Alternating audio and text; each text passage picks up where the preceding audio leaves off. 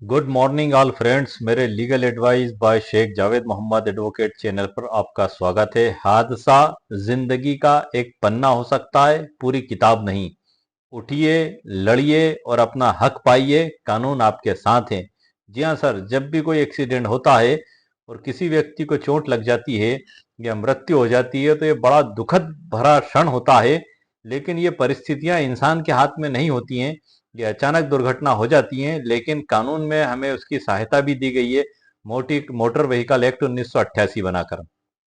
इसकी जो सबसे मुख्य विशेषता यही है कि इसको एक सहायता राशि के रूप में दिलाई जाने वाली याचिका के रूप में इसे देखा जाता है। दीवानी और फौजदारी जो मुकदमे होते हैं उनकी तरह इसको ट्रीट नहीं किया जाता। इसको एक क्षतिपूर्ति या सहायता राशि के रूप में न्यायालय का सुप्रीम कोर्ट ऑफ इंडिया ने कई जजमेंटों में इसके बारे में बताया है कि एक सहायता राशि का सहायता याचिका के रूप में इसको देखा जाए।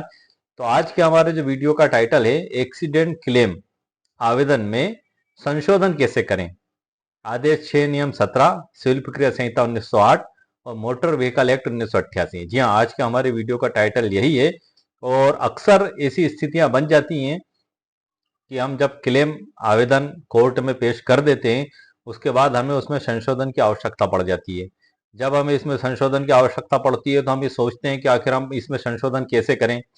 क्या इसमें सिविल प्रक्रिया संहिता 1908 के प्रावधान लागू होंगे या नहीं होंगे? क्या जज साहब हमारा आवेदन स्वीकार करेंगे या अस्वीकार करेंगे? क्या इसमें प्रावधान है भी कि नहीं, इसकी हम संशोधन कर सकें? तो आपके इन सभी सवालों का जवाब मैं आज के इस वीडियो में दूंगा और उस संशोधन आवेदन की ड्राफ्ट भी मैं आपको बताऊंगा। और आदेश 6 नियम 17 सिविल प्रक्रिया संहिता 1908 पर तो हम चर्चा करेंगे ही, साथ ही मोटर व्हीकल एक्ट 1988 की धारा 169 पर भी हम चर्चा करेंगे, जो कि बड़ी महत्वपूर्ण धारा है। जो मैं आपके लिए बुक भी लेकर बैठा हुआ हूँ, इसके लिए मैं मौखिक भी बता सकता हूँ आपको, लेकिन मैं इसमें से आपको पढ़ के इसकी उपधारा 2 बता दूं ताकि आपको ये स्पेशल चीज पता लग जाए कि आखिर ये दी कहां पर गई है। इसमें है सर 2 में जो है कि इसमें procedure and powers of claim tribunals के बारे में बताया गया। Procedure and power of claim tribunals, प्रक्रिया और शक्तियां ट्रिब्यूनल न्यायालय की। इसकी उपधारा 2 कहती है, दावा अधिकरण को शपथ पर साक्ष्य लेने और उसके बाद चले तो साक्षियों को हाजिर करने और दस्तावेज और भौतिक वस्तुओं का प्रकटीकरण पेशी कराने तथा ऐसे अन्य प्रयोजनों के लिए जो विहित की जाए सिविल न्यायालय की सब शक्तियां प्राप्त होंगी तथा दावा अधिकरण को दंड प्रक्रिया संहिता 1973 कोष्टक में 1974 का 2 की धारा 195 और उसके पश्चात 26 के सब प्रयोजनों के लिए सिविल न्यायालय समझा जाएगा। अब चूंकि हालांकि मेरे पास 2026 का एडिशन है ये, लेकिन उसके बाद भी इसमें दंड प्रक्रिया संहिता 1973 ही लिखा हुआ है।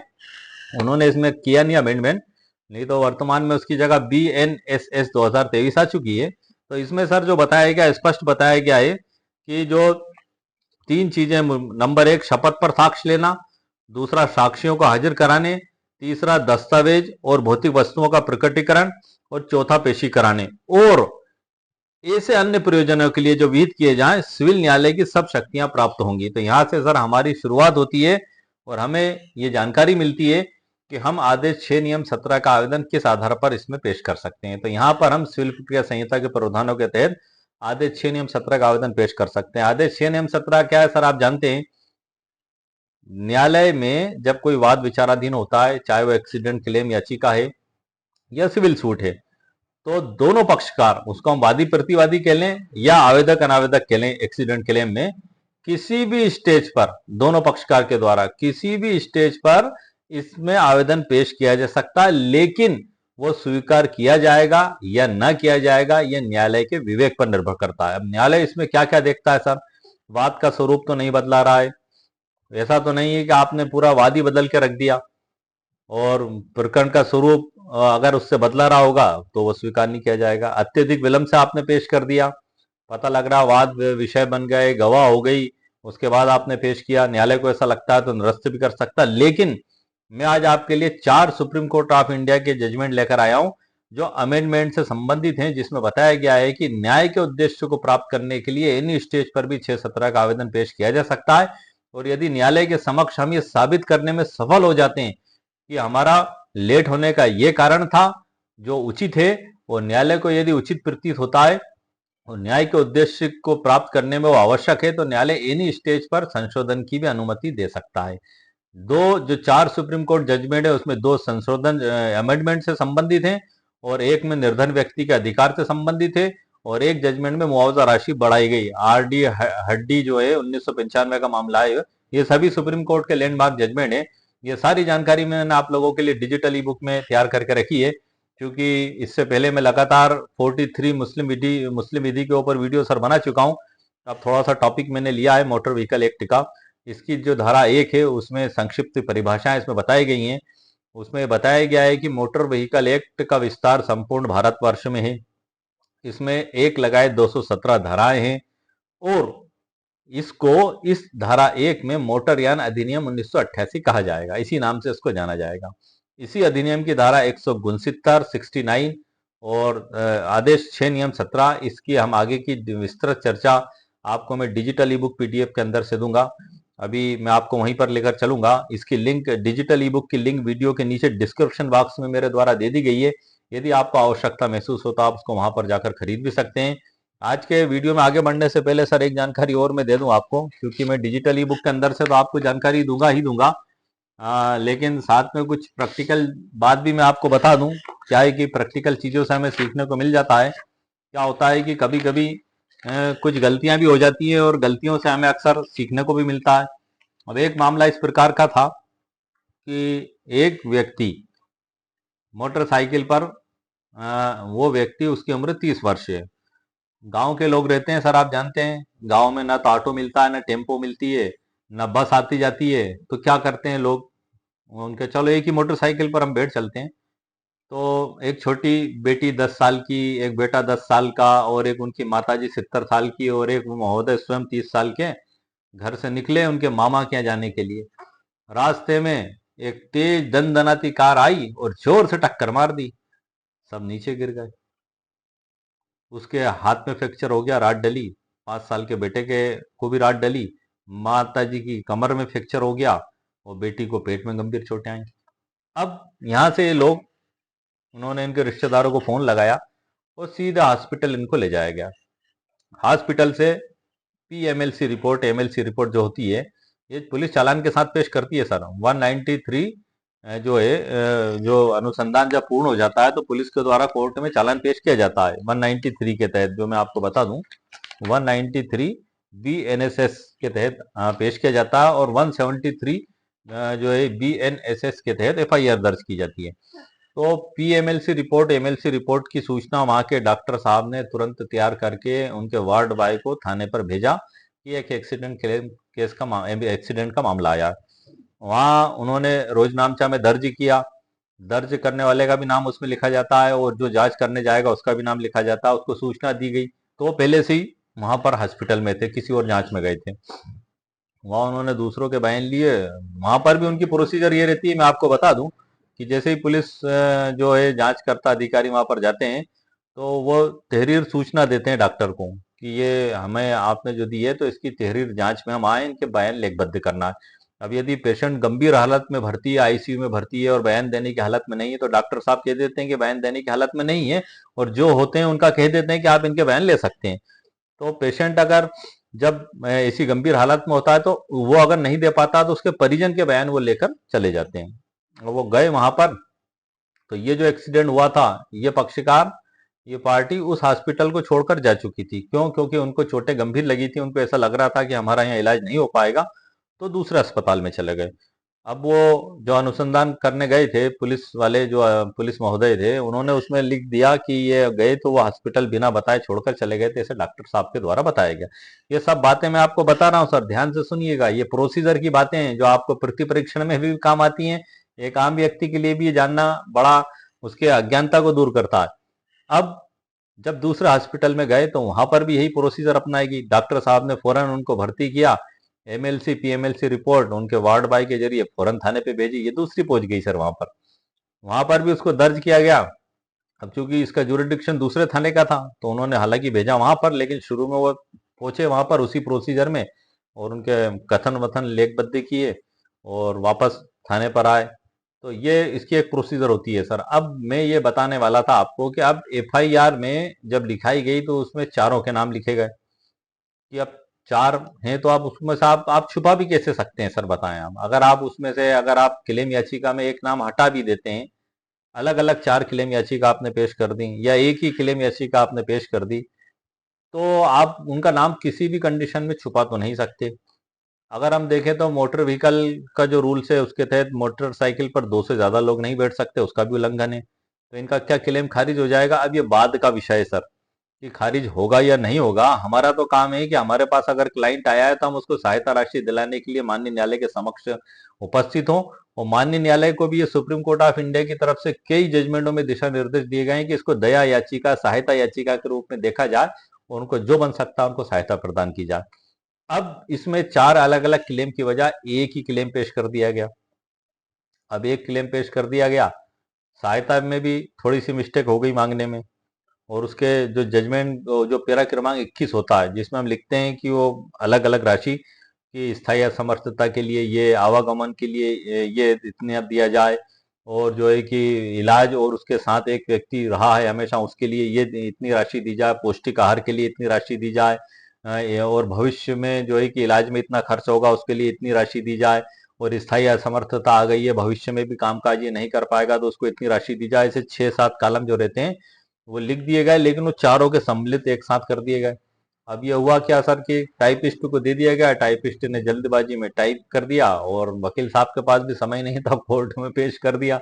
अब मामला आया वाद विषय पर, जज साहब फाइल लेकर बैठे कि अब मैं इसमें क्लेम दूं तो दूं कैसे। बात तो सही है सर क्योंकि आपने एक साथ ही लिख दिया आखिरी पैरा में कि आवेदक गण 4 को अनावेदक गण से 54 लाख रुपए दिलाए जाए। 54 लाख की मांग की गई थी। अब जज साहब का कहना है कि अलग अलग कैसे करा जाएगा इसको। बात बिल्कुल सही है। यहाँ पर हमें जरूरत पड़ती है आदेश 6 नियम 17 की। ये एक उदाहरण के तौर पे मैंने आपको समझाने के लिए बताया है। ऐसी कोई सी भी कंडीशन और परिस्थिति बन सकती है, और 6-17 तो एक ऐसा हथियार है सर जिसको चलाना हमें याद होना ही चाहिए। अगर हमें ये याद नहीं है तो हम तो बिल्कुल गूंगे बहरे और अपाहिज ही हो जाएंगे वकालत की दुनिया में, क्योंकि परिस्थितियां बदलाती हैं, गलतियां इंसान से होती हैं, सुधार भी फिर इंसान करता है। और डरने वाले जो है कि बैठ जाते हैं तो कभी कुछ कर भी नहीं पाते हैं। तब ऐसी स्थिति में आदेश 6 नियम 17 का आवेदन तैयार किया गया। फिर उसको अलग अलग फंड में जो है कि डिवाइड किया गया। मैं आपको बता रहा था जो धारा 166 के तहत सर इसकी याचिका पेश होती है। मैं आपको ये जानकारी और दे दूं, धारा 166 में मोटर व्हीकल एक्ट की। अब इसमें जो पैरा क्रमांक 21 है, मैं सर आपको वो बता देता हूँ, खाली आपको समझ में आ जाएगा थोड़ा, बाकी तो सब ठीक है। पैरा क्रमांक 21 में आता है सर, दावा की गई प्रतिकर की रकम 54 लाख रुपए लिख दी गई, ठीक है। अब यहाँ पर आप जो देख रहे हैं, ये कंप्यूटर स्क्रीन पर आपको हो सकता है दिखाई दे रहा हो, ये जो आप देख रहे हैं ना सर, ये सब एक ही साथ लिख दिया गया है, जबकि ये हर व्यक्ति का अलग अलग आना चाहिए। कैसा अलग अलग आना चाहिए, ये मैं आदेश 6 नियम 17 का जो आवेदन तैयार किया हुआ है मैं आपको उसमें बताऊंगा। इसमें क्या लिखा है कि इलाज में खर्चे की पूर्ति बाबत 5 लाख रुपए, और अनावेदक क्रमांक 1 को आई स्थायी असमर्थता के लिए 10 लाख रुपए, आवेदक क्रमांक 2 को आई स्थायी असमर्थता के लिए 5 लाख रुपए, और आवेदक क्रमांक 3 को आई स्थायी असमर्थता के लिए 5 लाख रुपए, आवेदक क्रमांक 4 को आई असमर्थता के लिए 5 लाख रुपए। ये तो ठीक है, चलो आपने लिख दिया। लेकिन अब इसके बाद जो फंड आएंगे अलग अलग जिनमें हम न्यायालय से सहायता की मांग करते हैं, जैसे आवागमन का व्यय, इलाज हेतु सहायक का व्यय, भविष्य में इलाज का व्यय, पौष्टिक आहार पेटे, स्थायी असमर्थता का कारण अपना कार्य व्यवसाय में क्षतियां, 1 2 3 4 5 6, तो ये जो 6 मद हैं ये हर एक के नीचे अलग अलग लिखाएंगे, और यहाँ पर टंकन त्रुटि मान लें या भूलवश मान लें एक साथ लिख दिए गए। तो यहाँ पर ये कंफ्यूजन पैदा हुआ, ये डाउट पैदा हुआ कि अब आखिर किसको कितनी राशि दी जाए। तो इसको जब दुरुस्त किया गया, मैं आपको एक बार फिर बता दूं, आप देख लें अच्छे से कंप्यूटर स्क्रीन पे, ये मुझे तो दिखाई दे रहा, आपको भी दिखाई दे रहा होगा। ये जो दिख रहा है ना सर, ये अब ये यहाँ तक तो ठीक है, ये यहाँ तक, लेकिन ये जो 6 मद हैं, ये जो मैं आपको उंगली से दिखा रहा हूँ, ये जो 6 मद हैं, ये 6 मद हर एक के नीचे अलग अलग आते हैं। जैसे 4 आवेदक हैं, 1 2 3 4, तो चारों के नीचे ये चारों मद अलग अलग आएंगे और उनकी पूरी राशि अलग अलग डिवाइड होगी। तो ये हम 6-17 के आवेदन में मैं आपको अभी आगे बताऊंगा, और अब आगे की जानकारी सब कुछ मैं आपको डिजिटल ई बुक के अंदर से देता हूँ सर। और 4 सुप्रीम कोर्ट जजमेंट भी जो 6-17 के आवेदन के साथ में यदि आवश्यकता पड़े तो हम इसको लगा सकते हैं। हालांकि ये बात ध्यान रखना चाहिए सर कि अमेंडमेंट का आवेदन जहां तक हो सके ट्रायल होने से पहले ही हमें पेश कर देना चाहिए। ट्रायल मतलब वाद विषय बनने से पहले। वाद विषय क्या होते हैं सर? आदेश 14 नियम 5 सिविल प्रक्रिया संहिता 1908 के तहत जब आवेदन पेश हो जाता है और उसका जवाब आ जाता है या वाद पेश हो जाता है और उसका वादोत्तर आ जाता है, तब न्यायालय उन दोनों को पढ़कर उनके बीच विवाद के मुद्दे तय करते हैं, उन्हें वाद विषय कहते हैं। उन्हीं पे एविडेंस दी जाती है और उन्हीं पे फैसला दिया जाता है।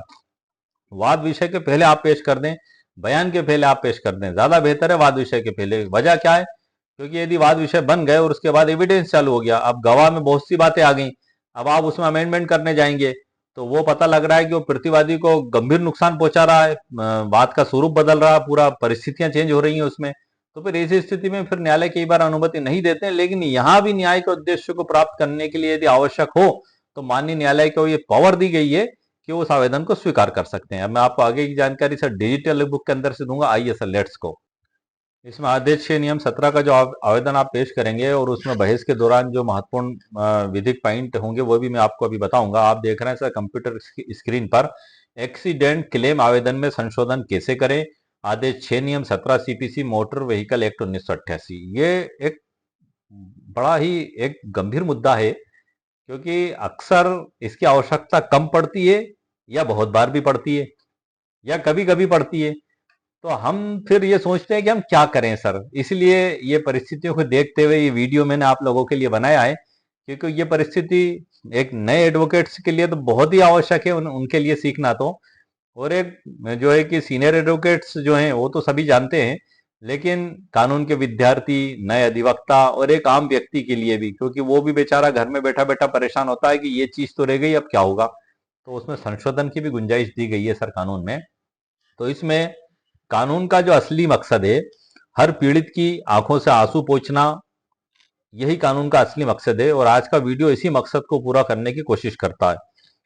शरीर की चोटें तो सर वक्त के साथ भर जाएंगी, मगर हौसले की उड़ान तुम्हें फिर से शिखर पर ले जाएगी। कानून तुम्हारे हक के लिए ढाल बनकर खड़ा है, इंसाफ का यह रास्ता तुम्हारी हिम्मत से भी बड़ा है। आप हौसला रखें सर। अगर दुर्घटना हो गई है, आपको गंभीर चोटें लगी हैं, आप निराश ना हो, आप आशावान बने रहें। फिर नई सुबह होगी, फिर नई उड़ान होगी और फिर नई उन्नति की ओर आप बढ़ेंगे। ये हौसला आप अपने अंदर रखें, क्योंकि दुर्घटना आदमी को तोड़ देती है और जो मन से नहीं हारता वो कभी जीवन में हारता नहीं है सर। ये बात ध्यान रखना आप। क्योंकि जो कंप्यूटर को स्टीम वॉक जो है, जिन्होंने कंप्यूटर का इजाद किया था, एक ही व्हील चेयर पर बैठे थे, वो इतने विकलांग हो गए थे, ना हिल पाते थे ना डुल पाते थे, लेकिन फिर भी क्या कंप्यूटर का इजाद किया उन्होंने। अब मैं सर सीधे मुद्दे की बात पर चलता हूँ। इसमें डिस्क्लेमर भी है, विषय सूची भी है डिजिटल ई बुक में, इससे मैं आपको वीडियो के अंत में बता दूंगा। हम आते हैं सर मुद्दे की बात पे। अब मैं आपको जो महत्वपूर्ण जानकारी देने जा रहा हूँ, बड़े ध्यान से आप सुनिएगा कि अक्सर मोटर दुर्घटना क्लेम, जिसको हम एमएसीटी भी कहते हैं, फाइल करते समय वकील या पक्षकार से अनजाने में कुछ विधिक त्रुटियां रह जाती हैं। कभी हम मुआवजे की राशि कम लिख देते हैं, कभी मदवार हेड वाइज विवरण देना भूल जाते हैं, कई बार विपक्षी बीमा कंपनियां और यहां तक कि अदालतें भी इन तकनीकी गलतियों को आधार बनाकर दावे को खारिज करने या संशोधन को रोकने का प्रयास करती हैं। लेकिन कानून का उद्देश्य तकनीकी जीत नहीं बल्कि वास्तविक न्याय देना है। अब आदेश 6 नियम 17 जो है सिविल प्रक्रिया संहिता 1908, ये पावर देता है, शक्ति देता है कि वह मुकदमे के किसी भी चरण में संशोधन की अनुमति दे सके। मतलब इस आदेश में कोई रोक नहीं है कि इसको कब पेश करना और कब पेश नहीं करना। यह आदेश 6 नियम 17 में तो लिखा हुआ एनी स्टेज, आप कभी भी इसको पेश कर सकते हैं। मैं इसके लिए आपको इसकी भाषा शैली भी सर 1 मिनट पढ़ के आपको बता देता हूं। आदेश 6 नियम 17 की, इसमें ऐसी कोई रोक और प्रतिबंध नहीं है। ये तो मामला जज साहब के ऊपर डिपेंड करता है कि जज साहब प्रकरण के हालात और परिस्थितियों के हिसाब से उसको स्वीकार करते हैं या नहीं करते हैं। और उसमें भी सर हमारे सामने एक रास्ता ये होता है कि सुप्रीम कोर्ट के जो जजमेंट हैं वो हमें जज साहब को दिखाकर ये बताने में बड़ी सहायता देते हैं कि माननीय न्यायालय, इसमें जो है कि आवेदन को स्वीकार किया गया था, इसलिए हमारा भी आवेदन स्वीकार किया जाए। मैं आपको आदेश 6 नियम 17 की वो पढ़ रहा हूँ सर, ध्यान से सुनिएगा आप। शब्द टू शब्द है, मैं बिल्कुल पढ़ रहा हूं। अभिवचनों का संशोधन, न्यायालय दोनों में से किसी भी पक्षकार को कार्रवाई के किसी भी प्रकरण पर, मैं फिर दोबारा रिपीट करूंगा सर इस बात को, कार्रवाई के किसी भी प्रकरण पर, मतलब आदेश 6 नियम 17 किसी भी उसमें बंधा हुआ नहीं है कि आप दावे पेश करने के बाद पेश नहीं कर सकते, वाद विषय बनने के बाद पेश नहीं कर सकते, ट्रायल चालू हो गया तो पेश नहीं कर सकते, ये बिल्कुल बंधा हुआ नहीं है। इसमें स्पष्ट लिख दिया है, मैं एक बार फिर आपको पढ़ दूं। न्यायालय दोनों में से किसी भी पक्षकार को कार्रवाई के किसी भी प्रक्रम पर अपने अभिवचन को ऐसी रीति से और ऐसे निबंधनों पर जो न्याय संगत हो परिवर्तित करने या संशोधित करने की अनुमति दे सकेगा, और सभी ऐसे संशोधन किए जाएंगे जो पक्षकारों के बीच विवादग्रस्त वास्तविक प्रश्नों का उदाहरण के प्रयोजन के लिए आवश्यक हो, परंतु यह कि संशोधन के लिए कोई आवेदन विचारण के प्रारंभ हो जाने के बाद अनुज्ञात नहीं किया जाएगा जब तक न्यायालय इस निष्कर्ष पर नहीं पहुंच जाता कि सम्यक तत्परता के बावजूद पक्षकार विचारण प्रारंभ होने के पूर्व मामले को नहीं उठा सका। ये इसमें बता दिया गया। ये सिविल प्रक्रिया संहिता 1960 है सर, इसी के अंदर से मैंने आपको जानकारी दी है। मतलब यहाँ पर इसमें एक तो कोई बाउंडेशन नहीं है, आपको पेश करने के लिए आप स्वतंत्र हैं, कभी भी आप पेश कर सकते हैं, वादी प्रतिवादी आवेदक अनावेदक दोनों में से एनी स्टेज पे पेश कर सकते हैं, लेकिन मामले की परिस्थितियों के हिसाब से न्यायालय डिसाइड करेगा कि उसको स्वीकार किया जाए या ना किया जाए, और साथ ही विचारण प्रारंभ होने के बाद अनुज्ञात नहीं किया जाएगा जब तक, मतलब यदि ट्रायल प्रारंभ हो गया है तो यह स्वीकार नहीं किया जाएगा, लेकिन न्यायालय को उचित लगता है न्याय के उद्देश्य को प्राप्त करने के लिए तो उसे स्वीकार कर सकता है। अब हम इसमें देख लेते हैं विधिक सिद्धांत इसका है कि संशोधन का मुख्य उद्देश्य पक्षों के बीच विवाद के वास्तविक प्रश्न रियल क्वेश्चन इन कंट्रोवर्सी को तय करना है। अब्दुल रहमान बनाम एमडी जुल्फकार 2012 का सुप्रीम कोर्ट ऑफ इंडिया का जजमेंट है। इसके मामले में सुप्रीम कोर्ट ने स्पष्ट किया कि यदि बुनियादी तथ्य पहले से रिकॉर्ड पर हैं तो केवल नई राहत या बेहतर विवरण जोड़ने से मुकदमे की प्रकृति नहीं बदलती। ये पूरा जजमेंट डिटेल के साथ मैंने आगे लिखा हुआ है, लेकिन इसका मुख्य सार मैंने आपको यहाँ लिख कर दे दिया है। दूसरा होता है समय सीमा और संशोधन। बीमा कंपनियां अक्सर ये तर्क देती हैं कि अब समय बीत चुका है इसलिए संशोधन नहीं हो सकता, लेकिन पिरगुंडा होगुंडा पाटिल 1957 का लैंडमार्क जजमेंट है जिसमें इस लिमिटेशन को भी खत्म कर दिया। किस प्रकार से? ऐतिहासिक फैसले ने यह दीवार ढहा दी। कोर्ट ने कहा कि यदि न्याय के लिए आवश्यक है तो समय सीमा बीत जाने के बाद भी संशोधन स्वीकार किया जा सकता है, बशर्ते वह दूसरे पक्ष के साथ अन्याय न हो। यह भी सुप्रीम कोर्ट ऑफ इंडिया का जजमेंट है, 1957 का है, लैंडमार्क जजमेंट है। वो भी मैंने आगे अध्याय के अंदर लिखा हुआ है डिटेल में, यहाँ पर उसका सार मैंने आप लोगों के लिए लिखा है। इसके बाद आता है हमारा उचित मुआवजे का सिद्धांत तीसरा। राजेश बनाम राजवीर सिंह और आरडी हटगड़ी। ये राजेश बनाम राजवीर सिंह 2013 का भी लैंडमार्क जजमेंट है। आरडी हटनगड़ी 1995 का, ये भी सुप्रीम कोर्ट ऑफ इंडिया का है। ये आरडी हटनगड़ी, ये इसमें जो बताया है कि ट्रिब्यूनल का काम केवल यह देखना नहीं है कि वादी ने क्या मांगा है, बल्कि यह देखना है कि पीड़ित कितने का हकदार है। हटगड़ी केस में कोर्ट ने माना कि लकवाग्रस्त व्यक्ति के लिए पैसा उसके टूटे शरीर को तो नहीं जोड़ सकता, लेकिन उसकी सम्मानजनक जीवन जीने का आधार दे सकता है। इसलिए यदि भविष्य के इलाज या विशेष उपकरणों के लिए संशोधन मांगा जा रहा है तो उसे उदारता से स्वीकार किया जाना चाहिए। ये आरडी हटगंडी का सर जो मामला है, ये आपको थोड़ा सा मैं आपको बता दूं कि मैंने इसमें लोड करके रखा है। हाँ सर, ये जो है एक जज साहब भी थे पहले, और उसके बाद फिर ये वकील भी रहे, अनुभवी वकील भी थे ये, और इनका एक्सीडेंट हो गया था सर। वकील साहब भी रह चुके और उसके बाद पहले जज साहब भी थे, फिर वकील साहब, और उसके बाद एक्सीडेंट भी हो गया। तो वहां पर ट्रायल कोर्ट ने 26 लाख का इसमें दिया था सर इनको मुआवजा, लेकिन बीमा कंपनी ने अपील की उसमें, तो वहां पर अपील में उसको 8 लाख कर दिया गया। बड़ी दुखद बात हुई। फिर उन्होंने सुप्रीम कोर्ट में किया तो सुप्रीम कोर्ट ने उसको फिर बढ़ाकर 16 लाख किया, मगर फिर भी वो जो ट्रायल कोर्ट ने 26 लाख किया था वहां तक तो मामला पहुंच ही नहीं पाया। ठीक है, अब जो भी है सर, लेकिन ऐसा भी हो जाता है। ये भी जजमेंट मैंने आगे लिखा हुआ, उसके बारे में मैं आपको आगे बताऊंगा। दूसरा है सर दर्शना देवी का मानवीय दृष्टिकोण। हरियाणा राज्य बनाम दर्शना देवी 1980 का सुप्रीम कोर्ट का ऐसा लैंडमार्क जजमेंट में जस्टिस कृष्णा अय्यर के शब्द आज भी गूंजते हैं। न्यायपालिका का काम हर आंख से हर आंसू पोंछना है। यदि कोई गरीब पीड़ित कोर्ट फीस नहीं दे पा रहा या तकनीकी रूप से कमजोर है तो राज्य या बीमा कंपनी को उसकी पीड़ा का लाभ नहीं उठाना चाहिए। यह फैसला ट्रिब्यूनल को शक्ति देता है कि वह प्रक्रियाओं के मकड़ जाल से ऊपर उठकर पीड़ित को सहायता प्रदान करें। अब इसमें जो निष्कर्ष निकल कर आया कि संशोधन के आवेदन में हमेशा इन 3 बातों का आपको सर ध्यान रखना है। क्या है? नंबर 1 है देरी का कारण स्पष्ट करें, नंबर 2 है न्याय का आधार, और तीसरा विवरण। देरी का कारण कैसे स्पष्ट करना है, बताएं कि उचित सावधानी के बावजूद यह तथ्य पहले क्यों नहीं लाया जा सका। अगर आपने स्पष्टीकरण क्लियर नहीं दिया तो आपका आवेदन निरस्त हो जाएगा।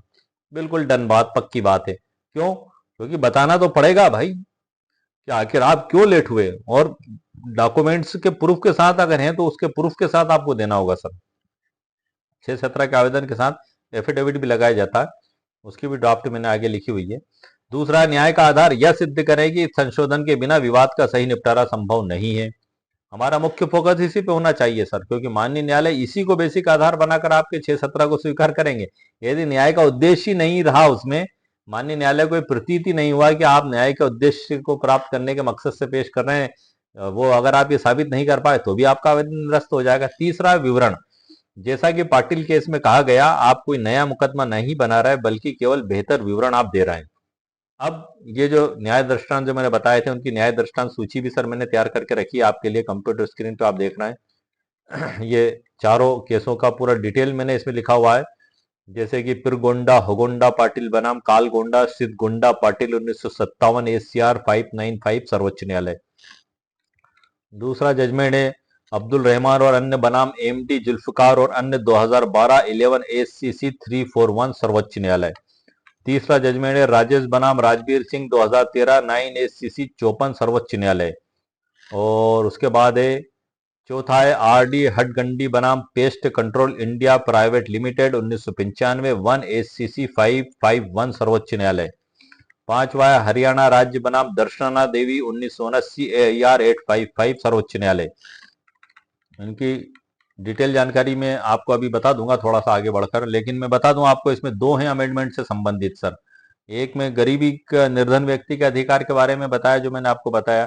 एक जो वकील साहब का मामला है वो मुआवजा ऊपर गए थे, कम कर दिया। राजवीर सिंह वाला जो मामला है सर्वोच्च न्यायालय का, उसमें वो जो क्लर्क थे उनकी महिला की ओर से क्लेम याचिका दी गई थी, तो वहां पर वो बढ़ा दिया गया था। राजवीर सिंह वाला 2013 का जो मामला अभी आपको मैंने बताया। अब बहस के दौरान हमें जो विधिक बिंदु ध्यान रखना है, ये भी सर आप ध्यान से सुन लें। आदेश 6 नियम 17 में कोई नया वाद नहीं है। दूसरा है प्रारंभिक स्तर पे। तीसरा है न्याय की सुगमता। ये तीन मुख्य पॉइंट हैं, इस पे थोड़ी सी हम डिटेल चर्चा कर लेते हैं। कोई नया वाद नहीं है, ये आपको आर्गुमेंट के समय आपको बताना है कि श्रीमान हम दावे की कुल राशि 54 लाख, जैसे कि मैंने अभी आपको 54 लाख का ही उदाहरण बताया था, एक एक्सीडेंट क्लेम जो अभी जस्ट मैंने आपको बताया था। 54 लाख में 1 रुपए की भी बढ़ोतरी नहीं कर रहे हैं, हम केवल पूर्व में दी गई राशि का वैज्ञानिक वर्गीकरण कर रहे हैं ताकि प्रत्येक घायल आवेदक को उसकी विशिष्ट चोट के अनुसार न्याय मिल सके। दूसरा है प्रारंभिक स्तर। चूंकि प्रकरण अभी प्रारंभिक स्तर पर है, जैसे कि जो मामला मैंने आपको बताया था, अभी ये वाद विषय पर चल रहा है सर, अभी वाद विषय बने नहीं है इसमें। आज ही उसमें तारीख लगी हुई थी, तो माननीय न्यायालय से मैंने निवेदन किया कि इसमें अभी चूंकि वकीलों के चुनाव भी चल रहे हैं सर मध्य प्रदेश में, आज 12 तारीख को मतदान भी था, तो पूरा दिन लगभग लगभग वहीं पर निकला। एक जज साहब और अदालत के कर्मचारियों की भी वहां पर ड्यूटी लगी हुई थी, आज तारीख भी लगी हुई थी। तो मैंने माननीय न्यायालय से निवेदन करा कि इसमें माननीय न्यायालय हमें 6-17 का आवेदन पेश करना है, तो एक समय इसमें प्रदान किया जाए। तो वो अब अगली स्टेज पे पेश करेंगे। तो ये 54 लाख की हमने सहायता राशि मांगी थी उसमें, तो ये उसी आधार पर मैंने आपको समझाने के लिए लिख दिया है कि 54 लाख रुपए में 1 रुपए की भी बढ़ोतरी नहीं कर रहे हैं, हम केवल पूर्व में दी गई राशि का वैज्ञानिक वर्गीकरण कर रहे हैं ताकि प्रत्येक घायल आवेदक को उसकी विशिष्ट चोट के अनुसार न्याय मिल सके। अब हालांकि ये जो याचिका पेश की गई है एक साथ पेश कर दी गई, अगर इसको अलग अलग भी पेश किया जाता तो और भी बेहतर होता, और एक साथ भी पेश कर दिया गया तो फिर बड़ी सावधानी के साथ इस तरीके से पेश किया जाना चाहिए कि माननीय न्यायालय को जजमेंट देने में आसानी हो सके। अगर आपने उसको गलत तरीके से, जैसे मैंने आपको बताया, सहायता भी एक साथ मांग ली, उसका स्पष्ट भी नहीं करा कि किसको कितना मिलना चाहिए कौन से मद में, तो फिर वो भारी मुसीबत हो जाती है सर। ऐसे में क्लेम याचिका निरस्त भी हो सकती है, लेकिन 6-17 का उपाय हमारे पास उपलब्ध है। अलग अलग भी पेश कर सकते हैं, एक साथ भी पेश कर सकते हैं। क्यों? क्योंकि मोटर एक्सीडेंट जो मोटर यान संहिता 1988 है, उसकी धारा 166D को आप जरूर देखिएगा। डार और फार, डायरेक्ट एक्सीडेंटल रिपोर्ट डार, और फार फर्स्ट एक्सीडेंटल रिपोर्ट, जो पुलिस के द्वारा ट्रिब्यूनल न्यायालय में पेश की जाती है। तो ये जो डायरेक्ट एक्सीडेंटल रिपोर्ट जो होती है, इसको जब पेश किया जाता है तो इसी को क्लेम याचिका मान लिया गया। अब सवाल ये उठता है कि भाई सभी लोग वकील साहब को करके धारा 166 के तहत आवेदन को पेश करते हैं मोटर यान संहिता 1988 के तहत, जब उसे क्लेम याचिका मान लिया गया तो यहाँ पर इसका ये सवाल निकल कर आता है, इसका ये जवाब आता है कि चूंकि पुलिस वो एविडेंस कलेक्ट नहीं कर पाती है उसमें, जो एक वकील साहब जब धारा 166 की याचिका पेश करते हैं तो उसमें माननीय न्यायालय के समक्ष पेश किए जाते हैं पूरे अस्पताल के बिल, उनका असमर्थता का डिसेबिलिटी प्रमाण पत्र और उसके बयान, और उसको पूरी सूक्ष्मता के साथ उसके बयान करवाना, डॉक्यूमेंट्स एग्जिबिट कराना, ये सब उसमें नहीं हो पाता है। इसलिए 166 मोटर यान संहिता के तहत अलग से आवेदन पेश किया जाता है, वरना याचिका तो उसे ही मान लिया गया है। जो डार होता है, डायरेक्ट एक्सीडेंटल रिपोर्ट होती है, ये 166 डी के तहत बताया गया है। और एक ही घटना एक ही समव्यवहार से संबंधित है तो उनकी एक ही याचिका पेश की जा सकती है। सीपीसी के प्रावधान में लागू होते हैं आदेश नियम 1 के तहत जो बताया गया उसमें। अब हम इसमें देख लेते हैं कि श्रीमान, हम दावे की कुल राशि 54 लाख में 1 रुपए की भी बढ़ोतरी नहीं कर रहे हैं। हम केवल पूर्व में दी गई राशि का वैज्ञानिक वर्गीकरण कर रहे हैं ताकि प्रत्येक घायल आवेदक को उसकी विशिष्ट चोट के अनुसार न्याय मिल सके। नंबर दूसरा है सर हमारा, चूंकि प्रकरण अभी प्रारंभिक स्तर पर है और साक्ष्य शुरू नहीं हुई है, अतः अनावेदक बीमा कंपनी को इससे कोई पूर्वाग्रह नहीं होगा। तीसरा है न्याय की सुगमता। ये पॉइंट है सर जो हम आर्गुमेंट के समय बताते हैं, जैसा आपको छोटी सी बात है, 3 शब्दों में आप कह सकते हैं। आवेदक की चोट भिन्न है, किसी को राड डली है, किसी को प्लेट, अतः उनके स्थायी अपंगता के दावों को अलग अलग मदों में स्पष्ट करना न्यायालय के लिए भी अवार्ड पारित करते समय सुगम रहेगा। ये सर हमारे इसके मुख्य बिंदु हो गए। उसके बाद ये मैंने गलत ड्राफ्ट भी इसमें लिखी हुई है सर, और ये सही ड्राफ्ट भी लिखी हुई है। अब ये गलत ड्राफ्ट और सही ड्राफ्ट, इसकी दोनों की तुलना करते हुए फिर मैं अलग से स्पेशल वीडियो बनाऊंगा। अभी मैं सिर्फ सही ड्राफ्ट आपको बता देता हूँ। ये ऊपर तो न्यायालय का पूरा नाम लिख दिया गया है सर, प्रकरण क्रमांक आप लिख दें यहाँ पर जो भी आपका हो, जैसे कि मैंने 000 कर दिया सर प्रकरण क्रमांक। एक पूरे पार्टी के नाम लिख दिए सर। विपरीत में आपने अनावेदक का कर दिया। बीच में लिखना आवेदन पत्र आदेश 6 नियम 17 सहपठित धारा 151 सिविल प्रक्रिया संहिता 1908।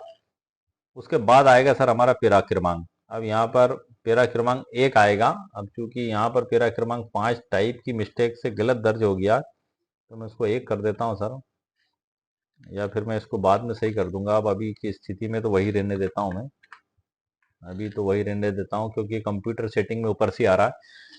यह कि उक्त प्रकरण माननीय न्यायालय के समक्ष विचाराधीन और अभी प्रारंभिक स्तर पर है। ये ड्राफ्ट पढ़ रहा हूँ सर आदेश 6 नियम 17 की। दूसरा है यह कि मूल दावा याचिका के पैरा क्रमांक 21 एवं 22 में मुआवजे की कुल राशि 54 लाख रुपए अंकित की गई है, जिसमें मदवार विवरण संयुक्त रूप से उल्लेखित हो गया था। टंकन त्रुटि के कारण मान लें आप, भूलवश मान लें आप। अगला पैरा यह कि इस प्रकरण में 4 अलग अलग आवेदक हैं जिन्हें अलग अलग प्रकृति की गंभीर चोटें आई हैं, अतः न्याय के हित में और साक्ष्य की सुगमता हेतु प्रत्येक आवेदक को होने वाली व्यक्तिगत क्षति और उनके हिस्से के मुआवजे का स्पष्ट वर्गीकरण किया जाना आवश्यक है। अगला पैरा आएगा यह कि आवेदकगण अपनी मूल याचिका के पैराग्राफ क्रमांक 21 एवं 22 और के पैरा 3 तथा पैरा 23 के उप पैरा आ को हटाकर उनके स्थान पर निम्नलिखित विवरण प्रतिस्थापित करना चाहते हैं या संशोधन चाहते हैं। अब ये वो आ गया सर जो मैंने आपको कंप्यूटर स्क्रीन पर फाइल के अंदर से आपको बताया था कि सबका अलग अलग आना चाहिए था, ये अब अलग अलग कर दिया गया। अब जैसे कि 54 लाख में 25 लाख रुपए की मांग की गई है आवेदक क्रमांक 1 की, इसको फ्रैक्चर और पांव में राड डली है तो इलाज में हुए खर्चे की पूर्ति बाबत इनको 5 लाख मांगे गए। उसके बाद बी है कि आवेदक क्रमांक 1 को आई स्थायी असमर्थता के लिए 5 लाख, आवागमन हेतु 1 लाख, इलाज हेतु एवं सहायता का व्यय 3 लाख, भविष्य में इलाज का व्यय 3 लाख, पौष्टिक आहार पेटे 1 लाख, स्थायी असमर्थता के कारण अपना कार व्यवसाय में हुई क्षति 7 लाख, और इनका टोटल नीचे लिख दिया गया 25 लाख। तो ए से चारों का जोड़ के 54 लाख सर हमने बनाया इसमें। और दूसरा है आवेदक क्रमांक 2, इनको हमने मांग की है सर 11 लाख रुपए। ये एक समझाने के लिए उदाहरण के तौर पे दे रहा हूं सर मैं। अलग अलग याचिका भी आप पेश करें तो आपको इस प्रकार से एक में आपको इस प्रकार से आपको नहीं लिखना पड़ेगा, वो फिर आप एक ही में पूरा एक ही लिख देंगे। तो आप अलग अलग भी पेश कर सकते हैं, या अगर एक में पेश करते हैं तो फिर आपको ये सारी चीजें उसमें देखना होंगी।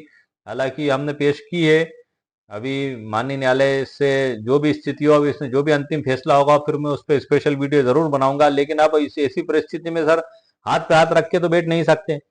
आप उसको 4 को छुपा भी कहाँ सकते हैं बताइए। आप जब एफआईआर चीख चीख के बोल रही है कि 4 लोग चला रहे थे, आप कहाँ छुपाएंगे उसे।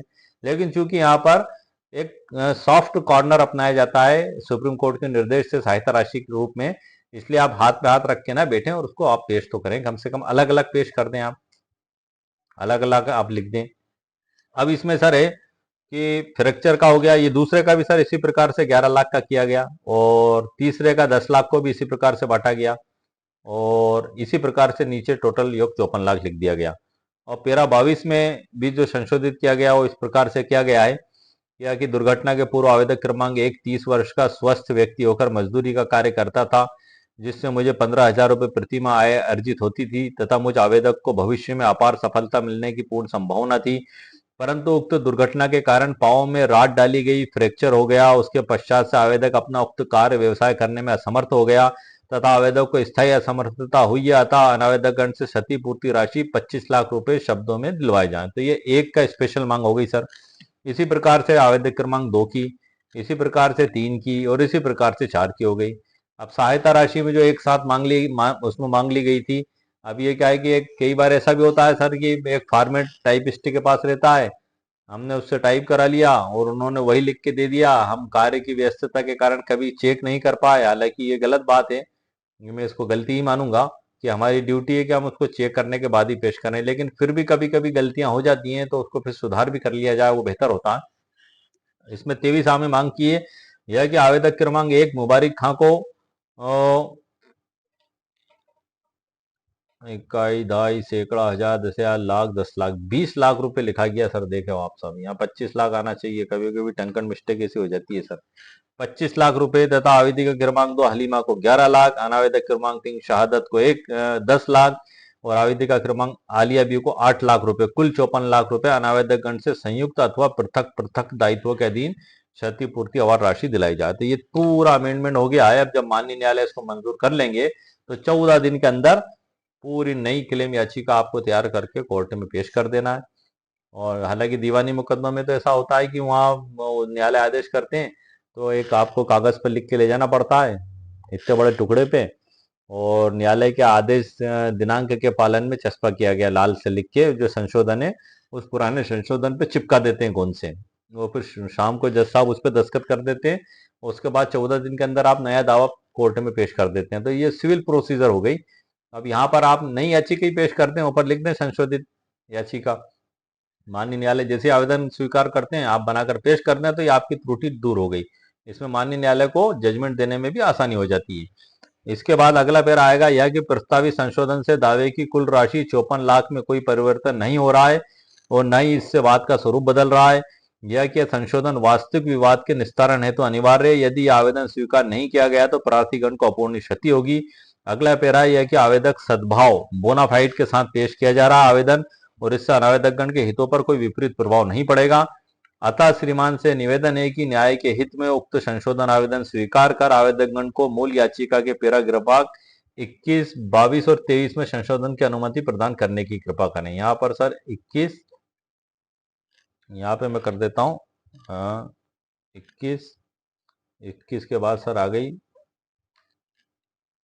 22 और 23 में संशोधन करने की अनुमति प्रदान करने की कृपा करें। 23 में भी सर 23 आ है जो ऊपर लिखा हुआ है, आप उसको कर लेना दुरुस्त, क्योंकि कई बार टाइप में हो जाती है ऐसी मिस्टेक।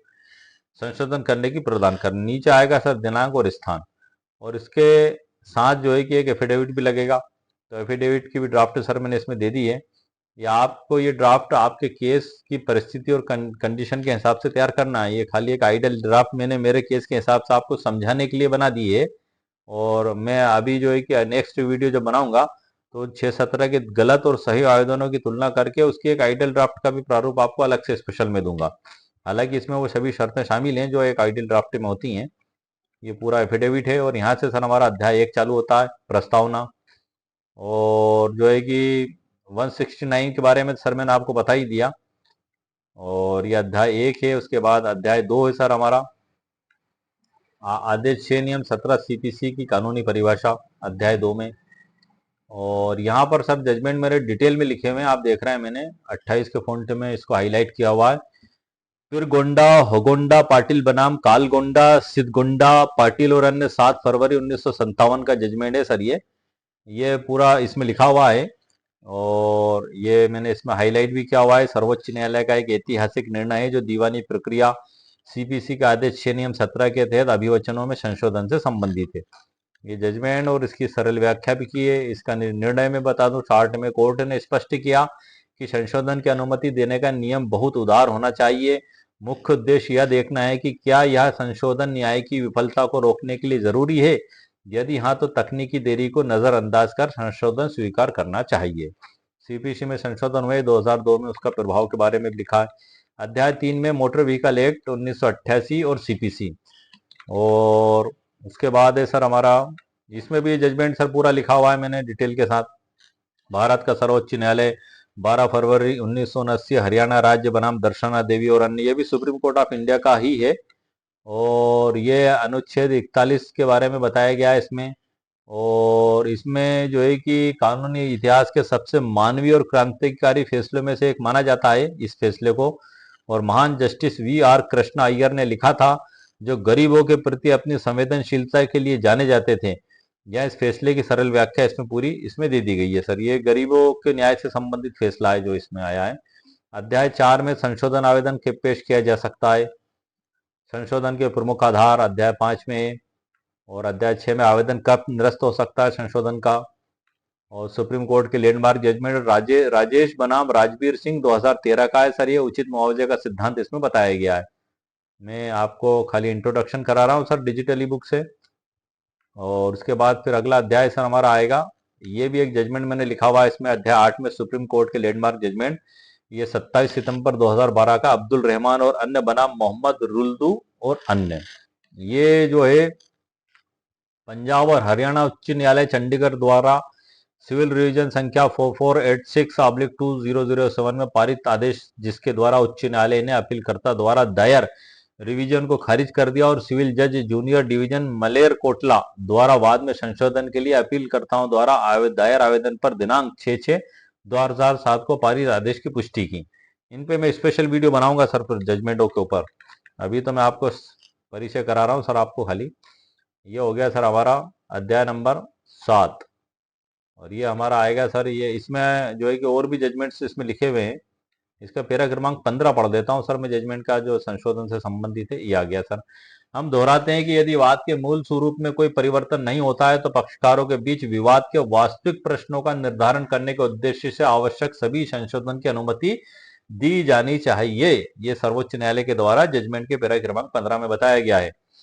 मांगी गई राहत के स्वरूप में परिवर्तन को वाद के स्वरूप में परिवर्तन नहीं माना जाएगा और संशोधन की शक्ति का प्रयोग पक्षकारों के बीच पूर्ण और निष्पक्ष न्याय सुनिश्चित करने के व्यापक हित में किया जाना चाहिए। सुप्रीम कोर्ट ऑफ जजमेंट है सर, है सुप्रीम कोर्ट ऑफ इंडिया का। और ये पूरी इसकी सरल व्याख्या भी मैंने द्वारा इसके अंदर की गई है। इसके बाद हमारा आता है सर अध्याय नंबर 2, क्लेम राशि में वृद्धि और वर्गीकरण।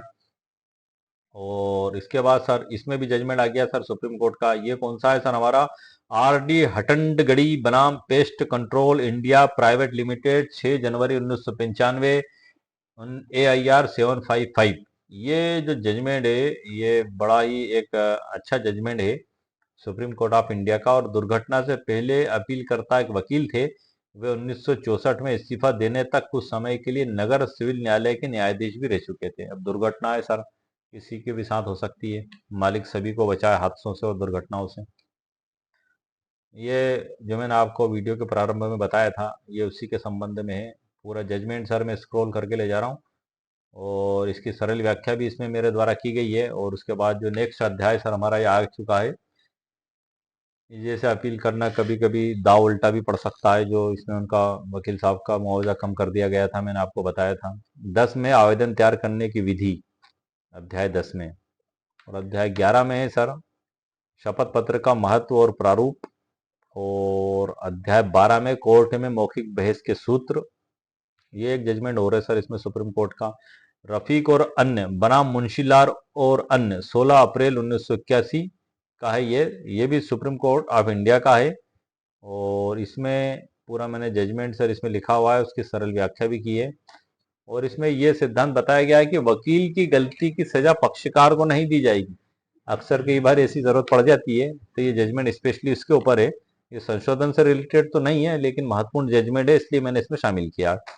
जो पूरा जजमेंट आप देख रहे हैं, विपक्षी को नुकसान, पूरी डिटेल। अध्याय 13 में बीमा कंपनी के प्रतिवाद रिप्लाई का सामना आप किस प्रकार से करेंगे।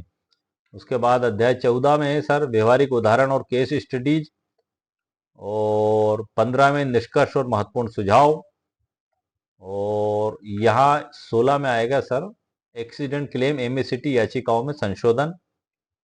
और इसके बाद हमारा आएगा सर अगला अध्याय जो नेक्स्ट है, ये पूरी डिटेल जानकारी है। ये यहाँ पर सर हमारी ये डिजिटल ई बुक समाप्त हो गई है, समापन है। और ये क्यूआर कोड मैंने दिया हुआ है सर कि यदि आप मेरी डिजिटल ई बुक खरीदते हैं और वहां से आपको ऐसा महसूस होता है कि आपको मेरे चैनल पर ये वीडियो भी देखना है, तो आपके मोबाइल से जब आप इस पे स्कैन करेंगे तो सीधा मेरा चैनल ओपन हो जाएगा, वहां पर आप मेरा ये वीडियो भी सुन सकते हैं। कई बार हमें वीडियो नहीं मिल पाता है, तो जो वीडियो का टाइटल रहता है उसको भी आप लिखकर सर्च कर सकते हैं गूगल पे भी या यूट्यूब पर भी, वहां पर मेरा वीडियो सर आपको मिल जाएगा। वही लिखना पड़ेगा मगर वर्ड टू वर्ड, तभी सर आएगा निकल कर वो। ये इसके बाद सर इसमें डिस्क्लेमर है, इसमें मैं आपको बता दूं ये समथिंग समथिंग 157 के करीब सर इसमें पेज हैं। और जब इसको जो है कि पीडीएफ सर इसका बनाया जाता है तो कुछ प्रश्न इसमें कम हो जाते हैं। डिस्क्लेमर सर मैंने लिख दिए, कोई भी कार्रवाई आपके वकील साहब से सलाह मशवरा करने के बाद ही करें। अगर आप अपने मन से करते हैं, आपको कोई भी नफा नुकसान होता है, तो ना तो मेरी डिजिटल ई बुक और ना ही मेरा चैनल जिम्मेदार होगा। ये किसी को भी व्यक्तिगत सलाह नहीं है सर, ये एक शिक्षा के उद्देश्य से, एक जागृति पैदा करने के मकसद से ये वीडियो मेरे द्वारा बनाए जाते हैं और डिजिटल ई बुक भी मेरे द्वारा तैयार की जाती है। आप सभी लोगों की विशेष रिक्वेस्ट थी कि आप जो भी वीडियो बनाए तो सर उसकी डिजिटल ई बुक आप हमें दें, तो ये डिजिटल ई बुक में बना देता हूँ। और इसकी लिंक वीडियो के नीचे डिस्क्रिप्शन बॉक्स में मेरे द्वारा दे दी गई है। इसकी 299 रुपये मेरे द्वारा कीमत रखी गई है। भारत के रहने वाले लोगों के लिए एक लिंक अलग से है उसमें, और भारत से बाहर लगभग 75 से भी अधिक देशों में भी इसको खरीदा जा सकता है। तो दोनों की लिंकें मौजूद हैं, आपको जहां से जैसा अच्छा लगे, आप भुगतान की सारी उसमें प्रोसेस दी हुई है, आप भुगतान करके वहां से उसको खरीद सकते हैं। तो आज के वीडियो में सर मैंने आपको आदेश 6 नियम 17 का इस्तेमाल एक्सीडेंट क्लेम दावों में किस प्रकार से किया जाएगा उसके बारे में महत्वपूर्ण जानकारी दी है। ड्राफ्ट मैंने आपको बता दी, जरूरी नहीं है कि ये ड्राफ्ट आप इसका उपयोग करें या इसको देखें, ये एक बतौर एग्जाम्पल के मैंने मेरे पास जो प्रकरण था उसी का हवाला देकर आपको समझाया है। परिस्थितियां हालात कुछ भी हो सकते हैं, कई बार हमें चेक बाउंस में भी पता लग रहा है तारीख गलत लिख दी हमने, या चेक का आखिरी नंबर हमने गलत लिख दिया, तो हम उसमें कई बार सिंपल ही आवेदन देते हैं लिखकर कि टंकन त्रुटि के कारण ये भूल दुरुस्त करने की अनुमति दी जाए, ऐसा हो जाता है। यहाँ पर हमारे लिए 617 का बेस्ट उपाय उपलब्ध है, उसके साथ 151 सीपीसीएम प्लस साथ में लगा सकते हैं उसमें और पेश कर सकते हैं। अब ये जो भी जजमेंट होगा सर, इसका जो अंतिम फैसला होगा उसकी जजमेंट की कॉपी जब आएगी, अभी तो खैर एविडेंस ही नहीं हुए, मैं इस पे स्पेशल वीडियो फिर बनाऊंगा, लेकिन अभी आपको समझाने के लिए मैंने आपको इतना बताया है। और नेक्स्ट वीडियो फिर काफी कुछ, अब एक्सीडेंट क्लेम केस पे मैं आ चुका हूँ और मुस्लिम विधि से लगभग 43 वीडियो बनाए सर मैंने लगातार बिना नागा किए हुए, और लगभग मुस्लिम विधि का पूरा टॉपिक मैंने कंप्लीट कर लिया। अब मैंने एक्सीडेंट क्लेम को लिया है, अब मैं इस पे लगातार वीडियो बनाऊंगा, साथ में बीच में सिविल प्रक्रिया संहिता 1908 पर भी बनाऊंगा, मुस्लिम विधि पर भी बनाऊंगा, वसीयत पर भी बनाऊंगा, और BNSS 2023, BNS 2023, evidence act, contract act, बीच बीच में इन पर भी बनाता चलूंगा, कारपोरेट एक्ट, इन पे भी बनाता चलूंगा सर बीच बीच में। तो आज के वीडियो में सर मैंने आपको मुकम्मल कानूनी जानकारी प्रदान कर दी है। उम्मीद है आपको मेरा वीडियो पसंद आया होगा। मेरे वीडियो को आप लाइक भी करें, शेयर भी करें और सब्सक्राइब भी करें। ओके, शुक्रिया, थैंक यू सर।